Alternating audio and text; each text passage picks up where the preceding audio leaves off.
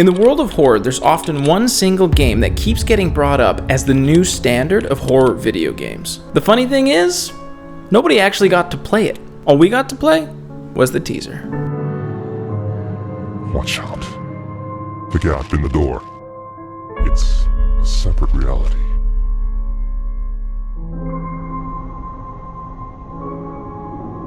The only me is me. Are you sure the only you is you? On August 12, 2014, over 10 years ago, gosh, I feel old, PT was first revealed during Gamescom in a mysterious teaser that was marketed as being created by a fictional game studio called 7780 Studio. It was billed as being the world's first interactive teaser and challenged players to figure out the complex puzzles found inside when it was published for free on the PS4 during the reveal event. This reveal caused thousands of YouTubers and over 1 million players to download the teaser and figure out what it was all about and who this mysterious new studio was. All of this created a huge social media frenzy that got everybody talking about PT, sharing ideas and theories, and collectively trying to figure out what the answer was to this big mystery. And the mystery did get revealed, although a lot quicker than the developers thought it would. A YouTuber and streamer by the name of Soapy Warpig was the first to beat the puzzles and discover the game's ending, which revealed a teaser trailer for an upcoming Silent Hills game, developed by Hideo Kojima in collaboration with the filmmaker Guillermo del Toro and actor Norman Reedus. And over the next several days, more and more YouTubers and content creators discovered the teaser trailer at the end themselves. The excitement for the new Silent Hills game exploded, and PT was still filled with unanswered questions that players would spend months if not years trying to discover. Now, first of all, the way this game was marketed was genius. Instead of the traditional big event, release a trailer, drip feed gameplay and future trailers over the next several months, all of this just works. PT did something completely different, and that was create a mystery that only players could solve. The number one way to get people energized and on your side is to involve them in what you're doing. And the number one way to get people interested in the first place is to set up a question that the player feels they need to get answered. One example of where you can see this strategy play out really effectively is in Call of Duty Zombie Mode. Each map offers an Easter egg hunt that the community has to come together to figure out the steps and the ending. If those maps didn't have the Easter eggs, the mode would not be nearly as popular as it is today. But what PT did was a bit of a gamble. PT had to be very special for this to work, and it had to deliver. If it was mediocre or a cookie-cutter horror game, any excitement would have died off quickly and it would not have gone viral. But thankfully, it did deliver. And by involving players in the process, they were able to give gamers a sense of accomplishment simply by watching a teaser. I know from personal experience, when I worked hard to complete PT, although I had to look up tutorials, I was so incredibly excited at the end to see the trailer because I had to work for it. And it made me that much more hyped for the Silent Hills game. Oh my gosh! The secret's being revealed! Oh my god! Oh my god!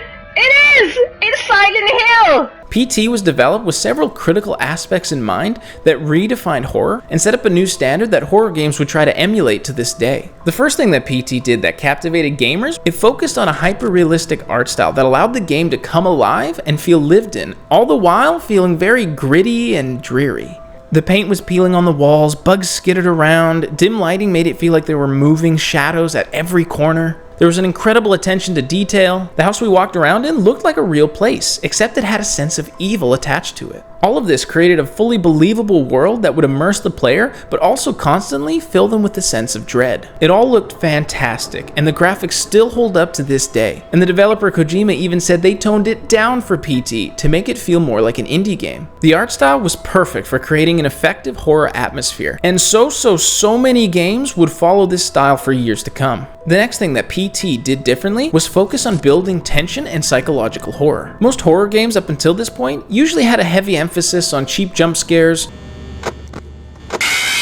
or heighten the situation through resource management and stalking monsters. You'd get a full tutorial and a backstory on who you are, where you are, and what you need to do. But PT was completely different. You were thrown into an environment without any explanation of anything. There wasn't even any kind of heads-up display. PT focused on atmosphere and building tension through the lighting, sounds, and an ever-changing yet repetitive play space. The random knockings coming from somewhere in the house, the nightmare-inducing squeal of the chandelier swinging.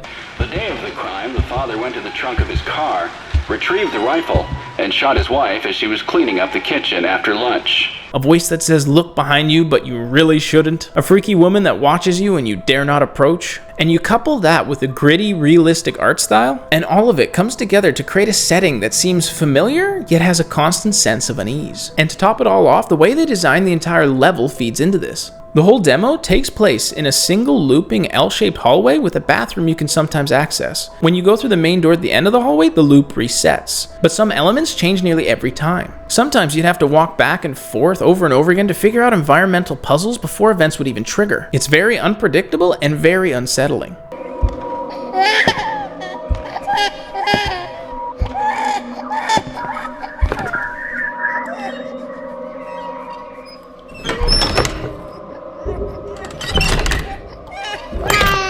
Most horror games design the game where there's a rising level of fear and suspense, and then a release and a feeling of safety for a time. Then the process repeats. But PT never brings the tension down to a safe level. There was always something that could occur around the next corner that would heighten the emotions, which means that throughout your playtime, there is that never-ending feeling of unease and constant levels of dread. Several days before the murders, look behind you.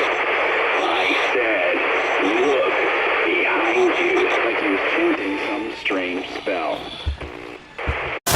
And that's one of the major things that made PT so unique. It constantly put you on the edge of your seat almost purely through the environment and atmosphere. At the time, it was revolutionary to have such a gritty, hyper-realistic art style and to maintain rising levels of tension while showcasing never-before-seen horrific elements. This allowed PT to connect to players in ways they'd never experienced before. And the nature and complexity of the puzzles meant that most players would have to work together to be able to progress through different parts of the loop. This allowed a community to form around the game much quicker than nearly any other game. And ultimately, all of that is how you create an unforgettable experience. And I'm not saying that's easy, that's incredibly hard. But from its inception, the creators of PT thought outside of the box and approached the horror genre from an entirely fresh perspective. That is how you go viral and how you create something that will be remembered for years.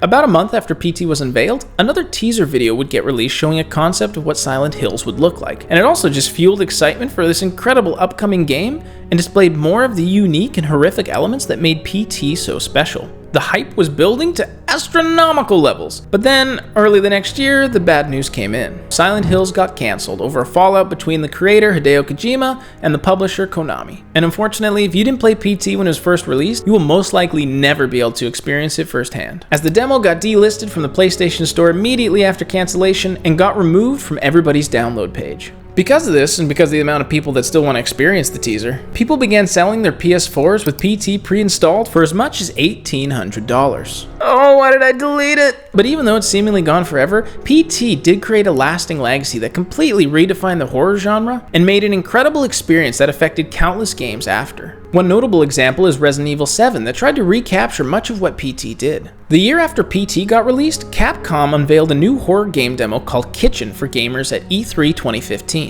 The thing is, they never released footage of the demo or allowed anybody to film it, but they did show the player reactions to it. This would create its own puzzle about this mysterious new horror game that was freaking out players, causing a stir on social media as people tried to figure out what Kitchen was and the mysteries it held. Now, the online interest for this demo was never as high as it was for PT, but it did hype people up a ton when Kitchen was later revealed to be Resident Evil 7. A fresh and unique take on the franchise. And even just looking at the footage of Resident Evil 7, you can definitely see the resemblance to PT in its art style, tension building, and psychological horror, especially when you compare it to the previous Resident Evil game at the time.